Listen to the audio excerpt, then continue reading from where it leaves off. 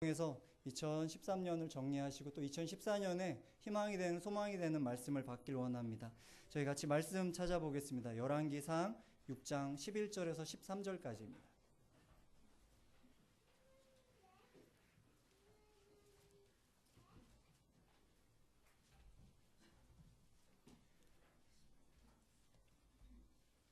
열왕기상 6장 11절에서 13절까지 말씀입니다.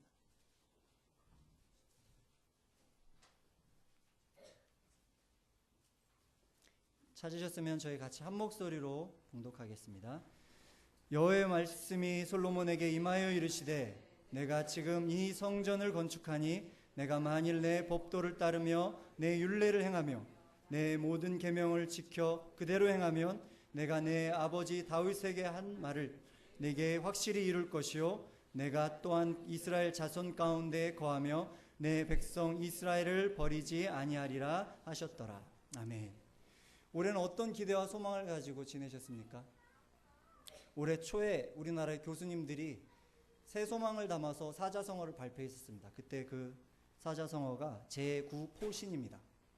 묵은 것은 제거하고 새 것을 펼친다.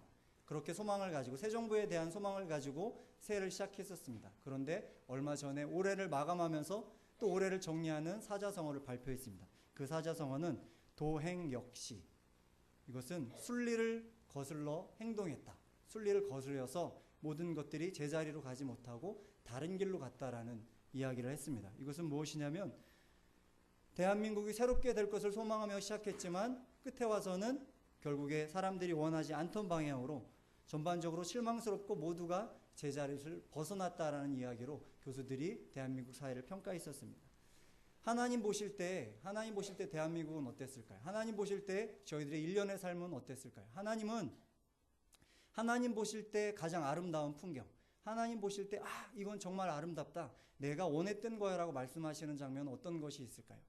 열왕기상 6장에서부터 10장까지 이 말씀은, 열왕기상 6장에서 10장까지는 하나님이 이스라엘을 바라보실 때 가장 아름다운 순간이었습니다. 그 순간은 어떤 순간이었냐면 하나님이 원하셨던 모든 뜻들이 이스라엘 가운데, 이스라엘 왕과 이스라엘 백성들 가운데 하나도 틀림없이 다 이루어졌던 게 열왕기상 6장에서 10장까지의 말씀입니다. 이때는 어떤 일들이 일어났습니까? 하나님이 아브라함에게 약속하셨던 창세기 12장에 있었던 그 언약의 말씀이 다 이루어졌습니다. 아브라함 한 사람밖에 없었지만 그로 말미암아 이스라엘 백성들이 바다의 모래같이 하늘의 별처럼 많아지는 열왕기상에 나옵니다. 그리고 하나님이 약속하셨던 애굽 땅에서부터 유브라데까지 이르는 그 넓은 영토를 하나님이 그들에게 주셨습니다. 무엇보다도 하나님과 이스라엘 백성들이 예루살렘에서 다윗의 성전에서, 다윗의 성막에서, 솔로몬의 성전에서 하나님을 경배하며 살아가는, 하나님이 원하셨던 하나님과 함께하는 삶이 회복되었던 것이 열왕기상 6장에서 10장까지의 장면입니다. 하나님은 그 장면을 보시고서 너무나도 기뻐하셨습니다. 그러니까 하나님께서 신명기 4장 5절에서 8절까지 하나님 계획하셨던 것이 있습니다. 가나안 땅에 들어간 이스라엘 백성들, 너희들이 나를 잘 섬기면, 너희들이 나를 잘 섬기는 그것이 너희들의 능력이 되고 너희들의 지혜가 돼서 열방의 모든 사람들이 이스라엘로 와서 이스라엘에서 나를 경배하게 될 것이다, 너희들을 칭찬하게 될 것이다, 하나님이 신명기에서 약속하셨는데 그 모든 일들이 열왕기에서 다 일어나게 됩니다. 솔로몬 때 수많은 나라들의 왕들이 이스라엘로 찾아와서 경배하고 하나님을 찬양하고 이스라엘 백성들에게 수많은 물건들을 드리는 것을 저희들이 이미 말씀을 통해서 보았었습니다. 하나님이 그렇게 완벽해진, 하나님 눈에 너무나도 쏙 드는 이스라엘, 그것을 완성시키시기 위해서 맨 마지막에 허락하신 게 솔로몬을 통한 성전이었습니다. 솔로몬을 통한 성전을 통해서 하나님은 이스라엘 백성들에게 이스라엘이 반드시 붙잡고 살아야 할 것을 다시 한번 말씀하십니다.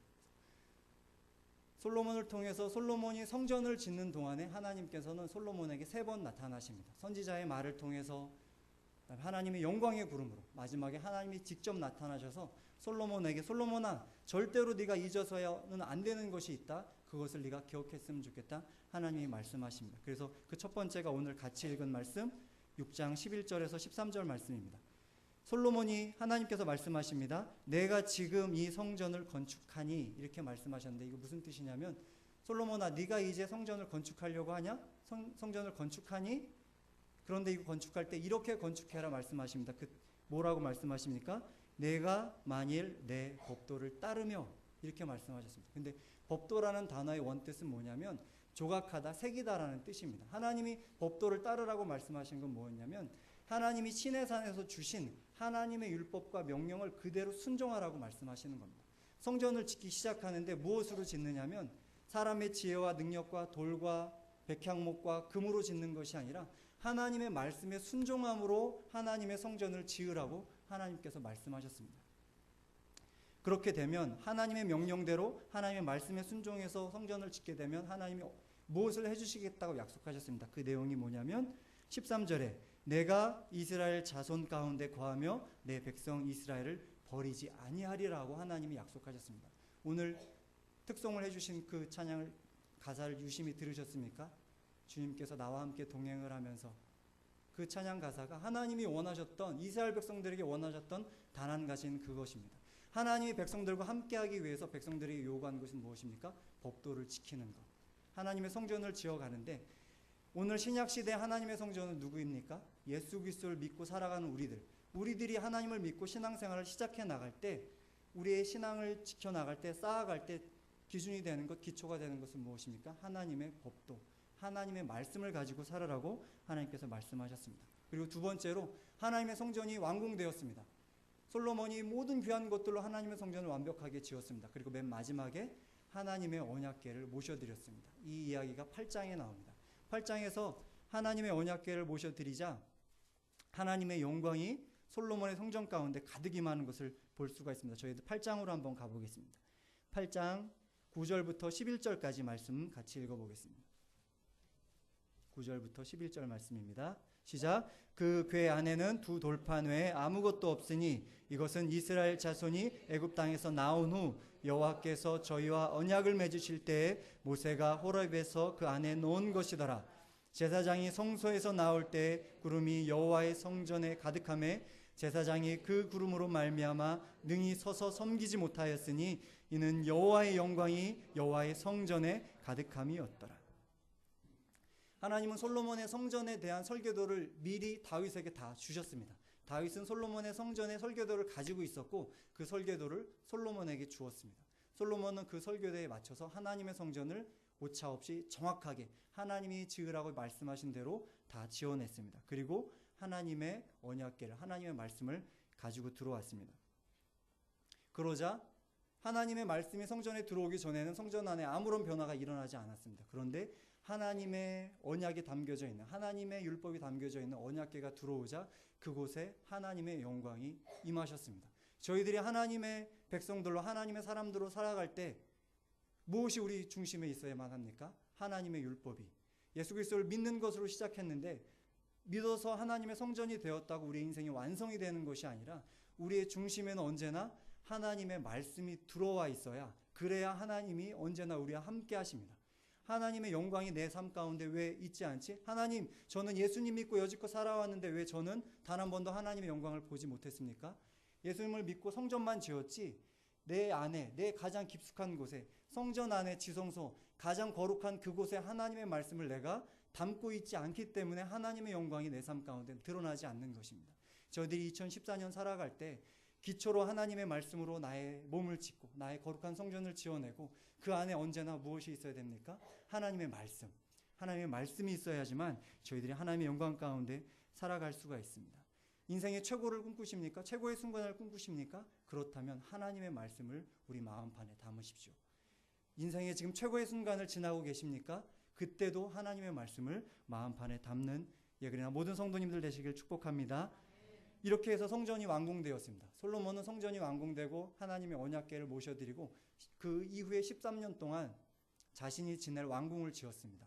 성전에서 사용했던 모든 재료들과 동일한 재료로 너무나도 아름답게 성전을 지었습니다. 하나님이 그렇게 짓도록 허락하신 이유는 하나님과 함께하는 이스라엘 백성이 얼마나 큰 축복을 받게 되는지 하나님이 보여주시고 싶으셨습니다. 그래서 아름다운 성전만큼 더 위대하고 웅장한 왕궁을 솔로몬에게 허락하셨습니다. 그리고 성전과 왕궁이 완공되고 나자 하나님께서 1000번제를 드렸을 때 솔로몬에게 나타나셨던 것처럼 솔로몬을 다시 찾아오셨습니다. 다시 찾아오셔서 말씀하십니다. 무엇을 말씀하실까요? 이제 네가 다 이뤘으니 네 뜻대로 해라 이렇게 말씀하셨을까요? 저희들이 하나님이 뭐라고 말씀하셨는지 한번 그 자리로 가보겠습니다. 9장 3절입니다.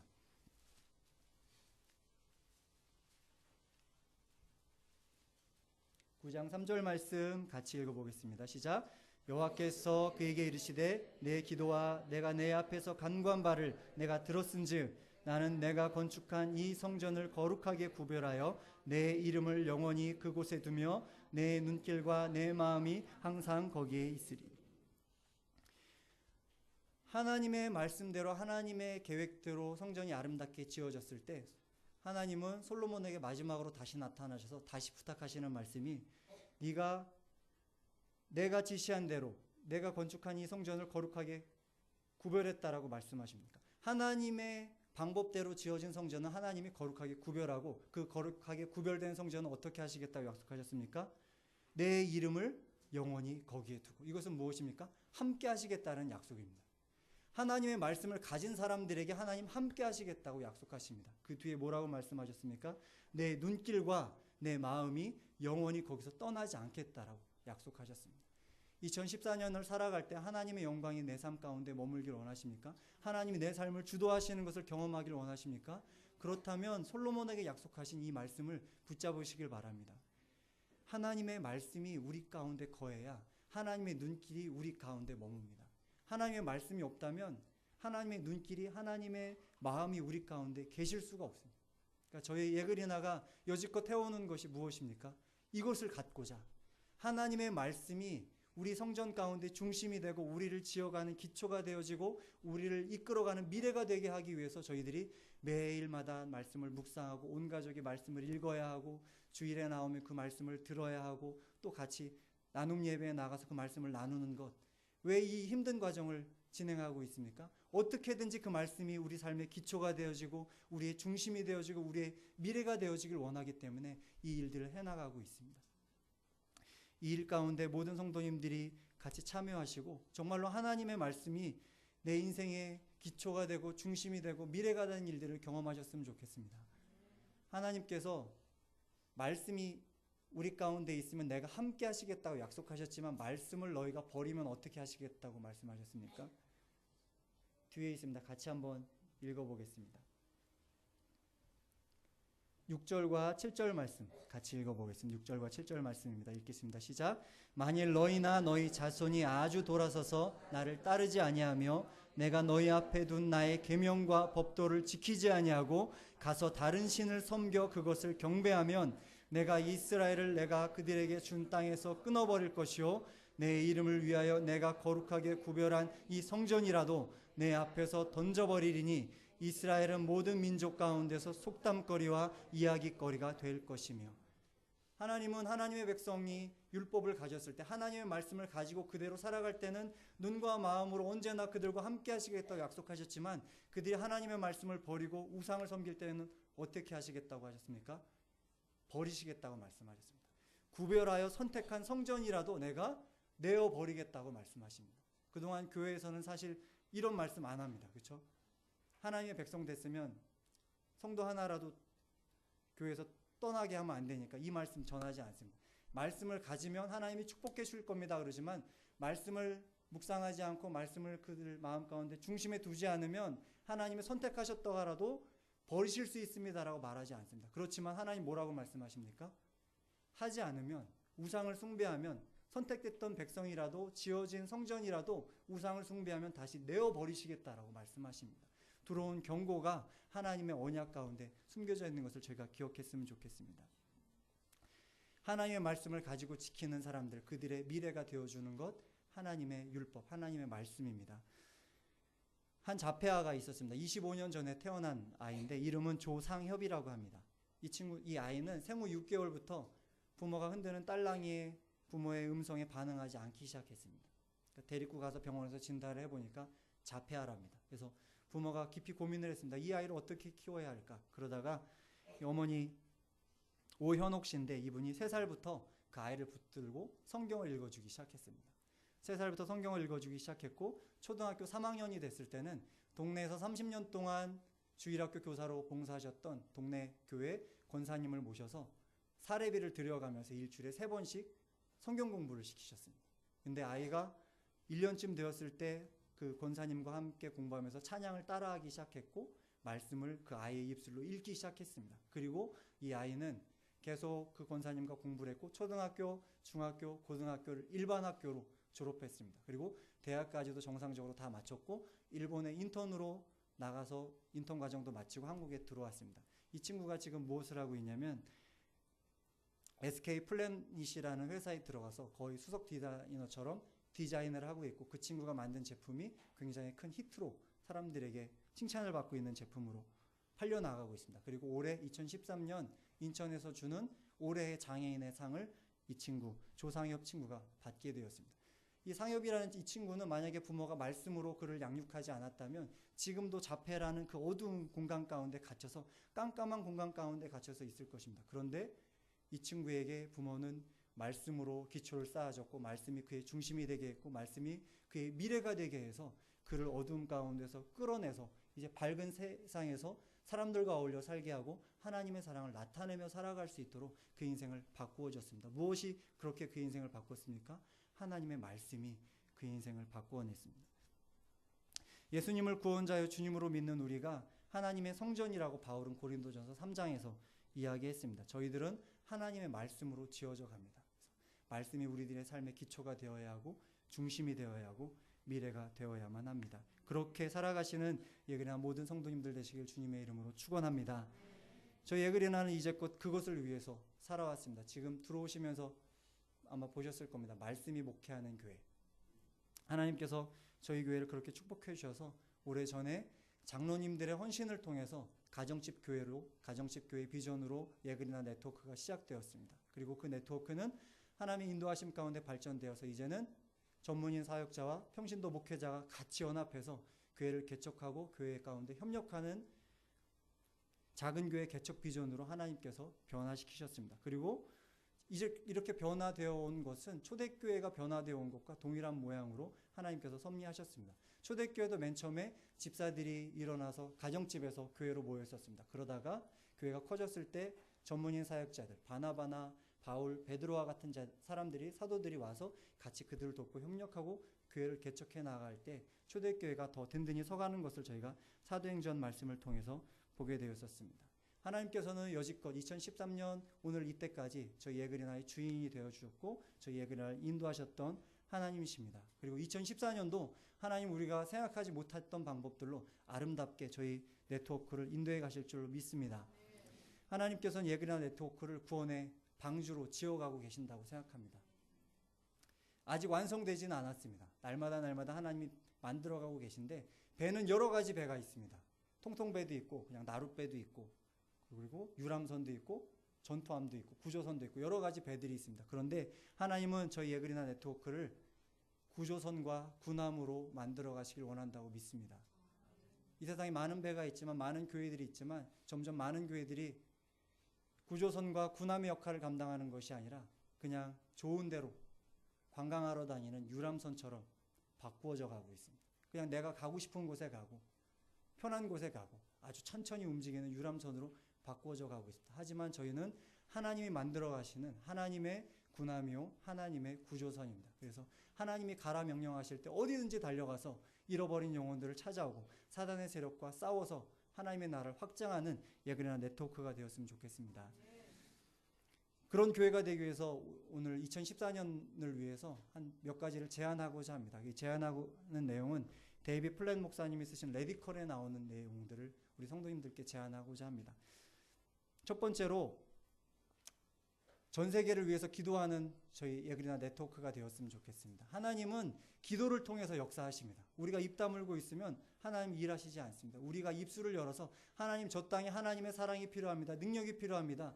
사람들을 보내오십시오. 우리들을 보내오십시오라고 입술을 열어 기도할 때 하나님 역사하십니다. 그래서 저희들이 뉴스를 볼 때마다 이 동네를 볼 때마다 어디든지 주님의 사랑이 필요한 곳이 있다면 그곳을 향해서 전 세계를 향해서 기도할 수 있는 네트워크가 되었으면 좋겠습니다. 둘째로 하나님의 말씀을 샅샅이 읽어라. 창세기부터 요한계시록 끝절까지 한 구절도 빼놓지 않고 하나님의 말씀을 전부 다 읽고 전부 다 내 것으로 받아서 그게 우리의 삶의 기초가 되고 중심이 되고 미래가 되는 네트워크가 되길 축복합니다. 셋째로는 의미 있는 곳에 쓰기 위해 재정을 희생하라. 희생은 무엇입니까? 그냥 내가 줘도 나에게 아무런 손해가 없는 것, 이것은 희생이 아닙니다. 그냥 주는 거죠. 희생하라는 것은 내가 주고 나면 아이고 할 정도로 큰 것을 주는 게 희생입니다. 그러니까 사랑이 필요한 것에, 물질이 필요한 것에, 우리에게 보여주시는 단체와 나라와 사람들에게 우리가 가진 귀한 것을 띄어서 희생의 마음으로 줄 수 있는 저희들이 되었으면 좋겠습니다. 넷째로는 당신을 필요로 하는 낯선 곳에 가서 섬기라. 우리는 사실